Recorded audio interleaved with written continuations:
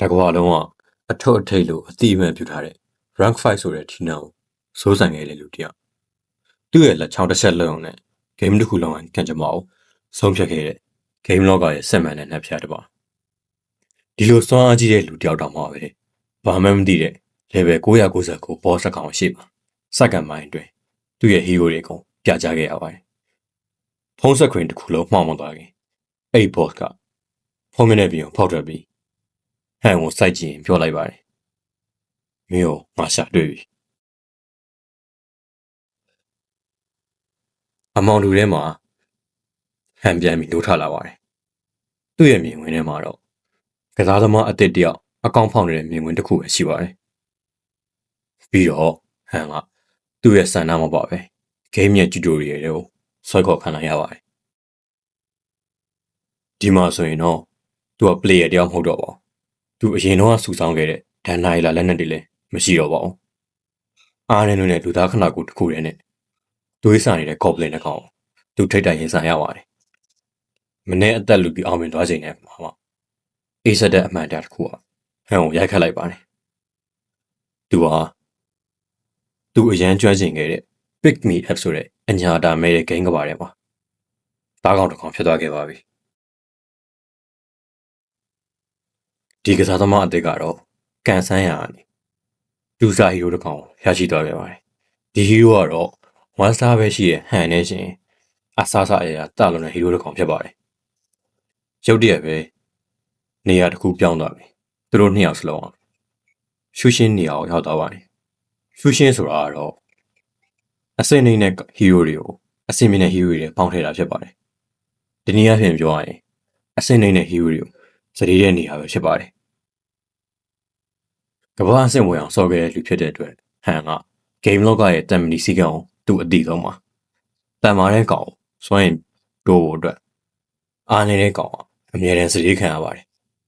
သူ့ရဲ့လန်ခီကတော့မဆန့်တင်မိပါပဲအဆုံးသက်ပြီလို့သူထင်ခဲ့ပါတယ်ဒါပေမဲ့လည်းဖုန်းစခရင်ရဲ့တစ်ဖက်ချမ်းမှာထိုင်နေတာကတော့ game အကြောင်းတစ်ခုမှမသိတဲ့အခုမှစဆုံးမဲ့ကစားသမားအသစ်တယောက်ဖြစ်နေပါတယ်ဒီကစားသမားကပိုပြီးအားကောင်းတဲ့ဒူစတာဟီရိုဟန်ရဲ့ခနာကိုလည်းထည့်ပြီးဖြတ်စည်းပစ်လိုက်ပါတယ် game logger မှာဆိုရင်ဒီဟာကလုံးဝကိုမှားရင်းတဲ့အမားကြီးတစ်ခုဖြစ်ပါတယ်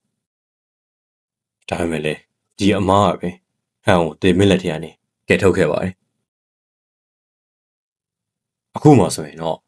ပထမထပ်မှာစစ်မြေပြင်စီကိုပြန်ရောက်သွားပါတယ်ဂေါဘလင်တွေပေါ်လာတာနဲ့စစ်မြေပြင်ကိုကြောက်ခိုင်းပြီးလူသုံးယောက်ကထွက်ပြေးသွားခဲ့ပါတယ်အဲ့ဒီအတွက်ရှေ့တန်းမှာတော့ဟန်နဲ့ဂျန်နာဆိုတဲ့မြသမားမိန်းကလေးတယောက်ပဲကျန်ခဲ့ပါတယ်ဂျန်နာကမြားရည်နဲ့ရန်သူကိုထိန်းမှုအသေးအတန်ကြိုးစားရမယ်လေဟန်ကတော့ဂေါဘလင်အုပ်ကြီးရဲ့ဝိုင်းရံကိုခံလိုက်ရပါတယ်ဂေါဘလင်ရဲ့အဆွေတွေကဟန်ရဲ့အသားတွေကိုနှိမ့်ဝင်ပြီးဟန်ကိုလည်းဝိုင်းချုပ်ထားလိုက်ပါတယ်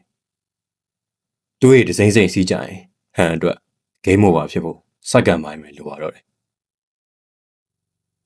အဲ့ဒီလို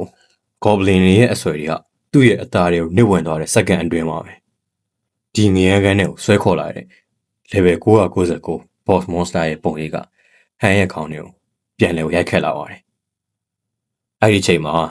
ဟန်မှာရှိတဲ့ကြောင်ရမှုအကုန်လုံးကပျောက်ကွယ်သွားပြီအစားထိုးဝင်လာတာကတော့ဘလို့မှထင်းချုံမရတဲ့ဂလက်စားချီလိုစိတ်ပဲဖြစ်ပါတယ်သူကအားနေတဲ့ one star hero တစ်ကောင်နေမဟုတ်ပါဘူး